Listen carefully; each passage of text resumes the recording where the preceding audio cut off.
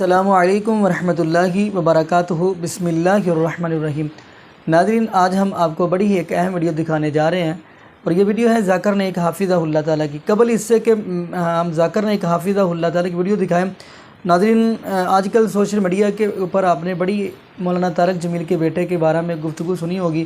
کوئی معاذ اللہ کچھ کہہ رہا ہے، کوئی کچھ کہہ رہا ہے کہ انہوں نے خودکشی کی، کوئی کچھ کہہ رہا ہے، تو کوئی خودکشی کے حوالہ سے یہ بات کر رہا ہے۔ تو ناظرین، یہاں پہ اگر نبی پاک صلی اللہ علیہ وسلم کے فرمان کے مطابق بات کی جائے تو جو بندہ دنیا سے چلا جائے اس کے بارے میں کوئی بھی ایسا جملہ بولنا ہی نہیں چاہیے، ان کے بارے میں ہمیشہ اچھے الفاظ ہی استعمال کرنے چاہیے۔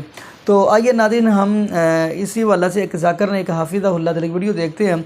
تو کچھ لوگ ناظرین، جیسا کہ آپ کو پتہ ہے، یہ خودکشی کی بات کر رہے ہیں، کوئی کچھ کہہ رہے ہیں۔ چلے ناظرین، اسی حوالہ سے ہم ذاکر نائک حافظہ اللہ تعالیٰ کی ویڈیو دیکھتے ہیں، تو پھر انشاءاللہ اسی حوالہ سے ہم بھی بات کریں گے۔ تو آئیے ناظرین مل کے ویڈیو دیکھتے ہیں۔ السلام علیکم ڈاکٹر ذاکر نائک، میرا نام عبداللہ ہے۔ پچھلے رمضان میں اللہ تعالیٰ نے میرے کو ہدایت دی اور میں نے کلمہ پڑھا۔ میرا سوال یہ ہے کہ اسلام میں جو کوئی آتم ہتیا کرے گا تو اس کو اللہ تعالیٰ قیامت کے دن کیا سزا دے گا؟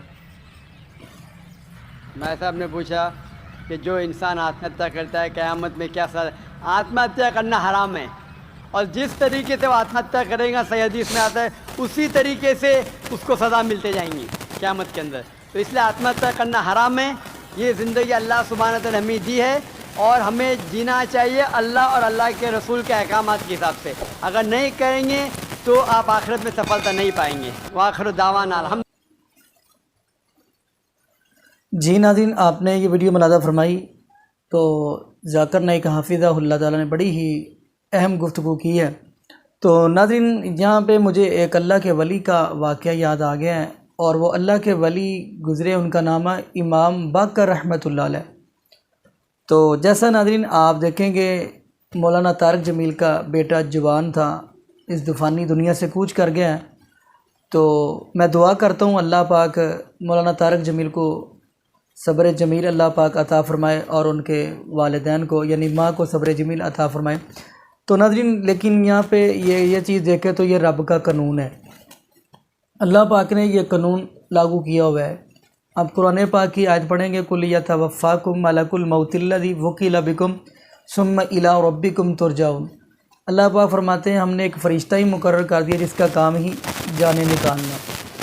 یہ تو اٹل فیصلہ ہے۔ قرآن پاک دوسرے مقام پہ کیا کہہ رہا ہے؟ کل نفس ذائقۃ الموت وانما توفون اجورکم یوم القیامہ فمن زحزح عن النار وادخل الجنۃ فقد فاز وما الحیاۃ الدنیا الا متاع الغرور۔ یہ تو اللہ پاک نے فرمایا کہ ہر جان نے موت کا ذائقہ چکھنا ہے۔ تو ناظرین، ہم بات کر رہے تھے اللہ کے ولی کی، جیسے مولانا طارق جمیل کا بیٹا نوجوان اس دنیا چلا گیا، ایسے ایک اللہ کا ولی ہے، اس کا بیٹا بھی جوان ہی دنیا سے گیا ہے، اور اس ولی کا نام کیا ہے؟ امام باقر رحمۃ اللہ علیہ۔ ان کا بیٹا پڑھایا لکھایا، عالم دین بنایا، جوانی کی عمر میں پہنچا تو اپنے رب کے پاس چلا گیا۔